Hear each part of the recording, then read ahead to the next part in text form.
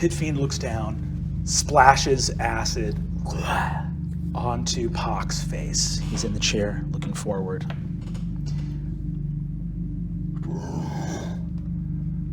Damned soul, confess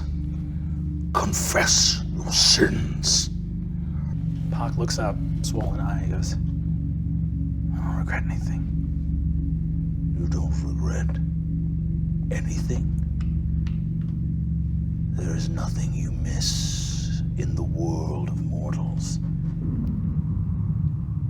Pok goes, miss the job. I miss the hunt. I miss the mission. Pit Fiend goes, There is nothing else you miss. Nothing you regret not having seen. see, Pok looks up and says, Pok looks confused, and he goes, what else would I miss? You see the Pit Fiend goes, Your friends, your family. Pok goes, is that why I'm here? Did I not treat them right? He goes, Did you regret dying? Do you regret not seeing the life of your son? you see, Pok looks up and goes,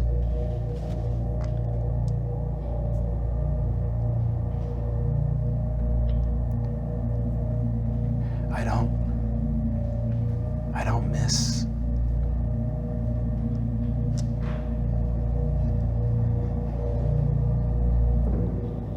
I don't know what to tell you. I don't know what to tell you. You get married, you have a kid.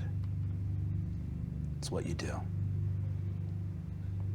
Makes me a fucking monster. That I don't give a shit. Does it make me a fucking monster that, I don't know, wife constantly nagging at you, be a better father, be around more?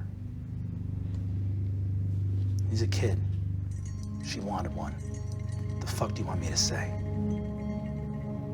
Fuck off. I did what I had to do. The Pit Fiend turns around. The barbed devils both lacerate Pok with these barbed whips.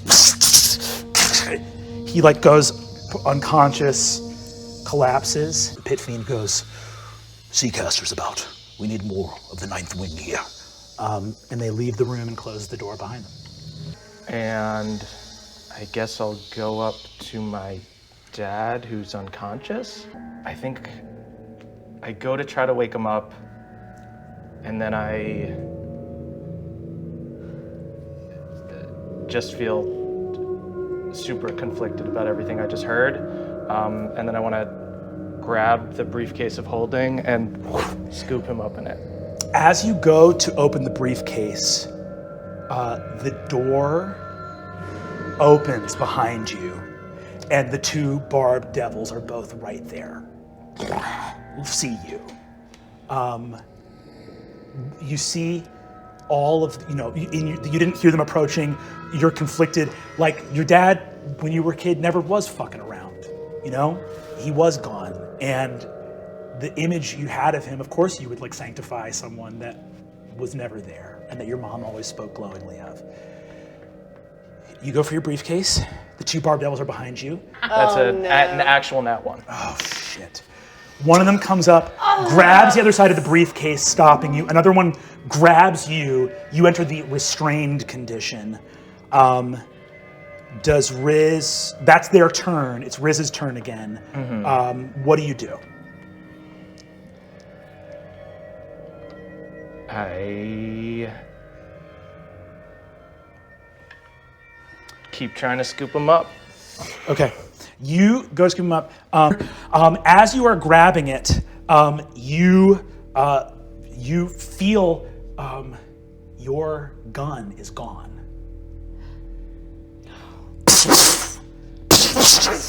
Both devils' heads are blown off. Your dad is standing in front of the chair with his gun that he picked off of your body. You see, he goes, "This is Gukgak, I need an extraction." A halo appears behind his head. He grabs you and says, "Kid, I can't believe you made it here." A beam of celestial light smashes You're an through the undercover angel? You got it, kid. You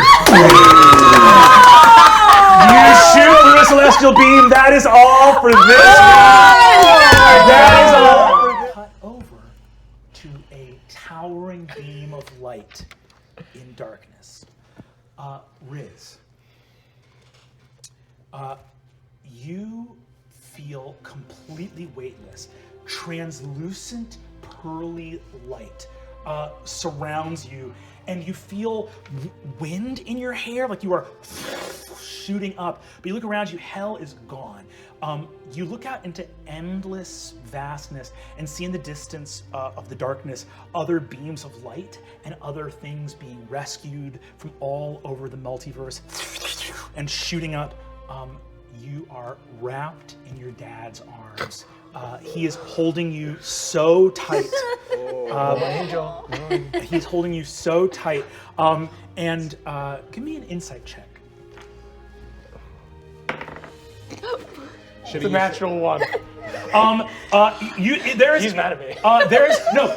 If your dad lets go of you, you'll fly off of here and die. You see, he's like holding you so tight, and you're like, "Oh, danger! There's danger!" You think that your dad is maybe losing his grip on you. I hold him tighter. He holds you tighter as well, and you see that he begins to let go of you. Oh, easy. Kid, Yeah? it's okay. You're nat 1. Your dad was not holding you tight because he was afraid of dropping you. He was holding you tight because he can't believe he's with you again. Right, yeah. He holds you off. You are arm's length apart as he holds your shoulder. You see tears at the corner of his eyes float off and fly up into the beam above him as he just smiles with this look of disbelief, studying every inch of your face. I got a lot of tattoos.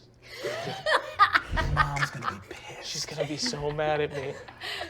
You see this incredible like mosaic halo behind his head. It's not like the little angel circle. It's like those saints things where it appears like a circle sort of behind him. You see that a little mote of light appears in his ear. And you see that he puts the thing up for a second. As he does so, you see that the little noise coming in over it comes out and says, "Coming in, Gukgak, we got you on the distraction. Are we clocking another body there with you?" You see he puts his finger up and says, "Yep, I have an interplanar prime material, good aligned," winks at you, "possible CI." You see the voice comes over his thing saying, "Registering that." "Holy moly, Gukgak, is that?" And you see he goes, "It's my son." You see he brings you in close, gives you a kiss on the head. You see that he takes your hat off just so that he can muss your hair up. You see he says, "How the hell did you find me?" It's complex. Are you okay? How long were you in hell for? "I've been better." Yeah. "I've been better." God. He says, "Honestly though, maybe I haven't been." You appear in this blast of light, and as you appear, there's a flash of light, and for a moment you can't see your father.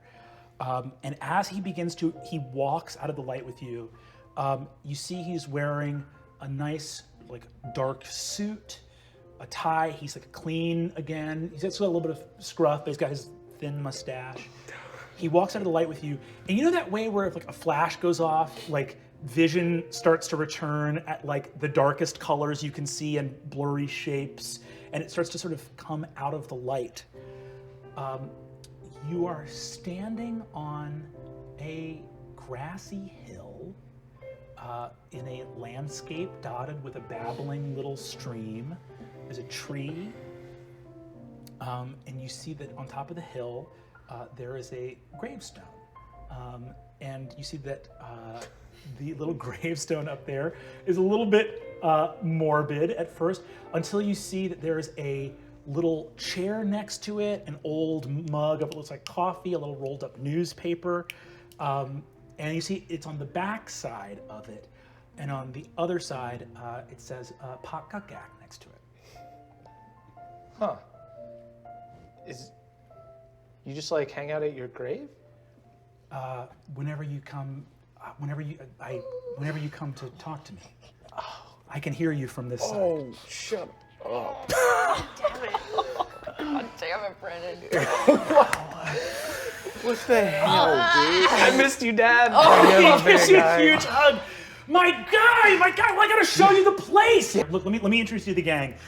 There's a gang. He takes you over the hillside. By a babbling brook, there's a huge big tree, one of those trees that is very tall, but is almost like twice as wide. You see, he looks and says, looks over at Fitz and says, Fitz, can we get a door open now so we get it to this exact moment on the prime material? You see that Fitz nods and says, yeah, we can do that. Opens up a door, says, we got it in the moment there. You want to go for a walk for a sec before we send you back? Yeah. You and your dad go on a walk, and he says, you just says, I want you to tell me everything. I missed the last 6 years. You tend to, when you come visit me at the cemetery, it's the important stuff. But can I ask a favor? Yeah. The door's frozen in time now. We can get you back to your friends. They're not waiting. Can you just tell me all the least important stuff? Yeah. I just want to. If I'd have been there, I would have seen all the stuff that didn't matter, and that's the stuff I miss. Yeah, I would love to tell you everything. You finally get back to the door after a long time talking, and he looks at you and says, I'm so proud of you, kid.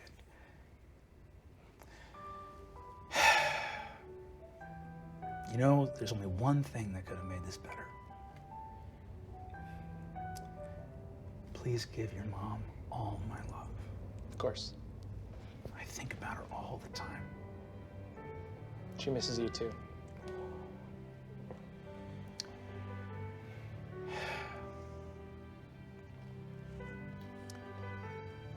There's a day on the horizon where we all get to crack the same case together.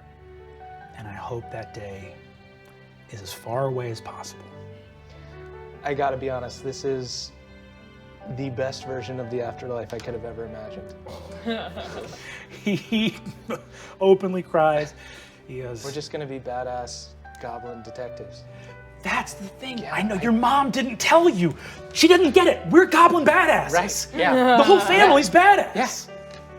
She was shooting at a dragon while I shot at the dragon, giving me cover and stuff. And if you were there too, we could have got her from both sides. Then one of us could have been like, I know your mom didn't want you to walk down this path because she was afraid of losing you, but you're walking down this path, and I know more than anything in the world that it's everybody else who's got to watch out for my boy. thanks, Dad. I love you, son. Love you, Dad. Gives you a kiss. As you walk through the door, you see the light fills your eyes until it's just the dark of his suit and his hand raised. Fades away.